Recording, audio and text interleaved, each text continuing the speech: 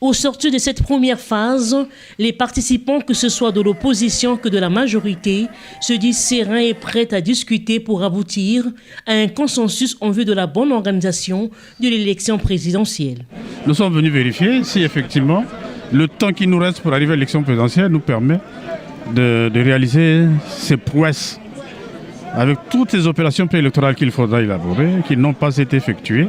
Et nous sommes venus participer à ce débat positivé et dans un esprit de construction, de consensus. Je suis serein puisque ce n'est pas la première fois qu'on convoque cette espèce de messe politique, toutes les fois qu'on va vers un grand scrutin électoral.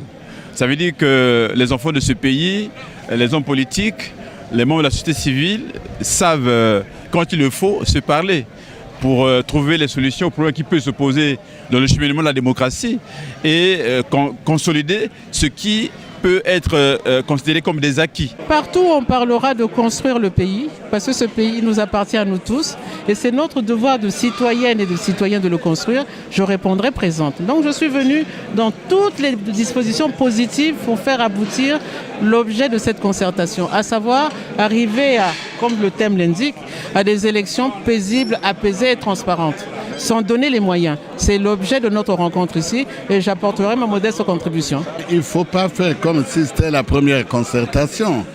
C'est désormais une tradition bien établie qu'avant chaque consultation électorale, les acteurs politiques ainsi que la société civile se retrouvent.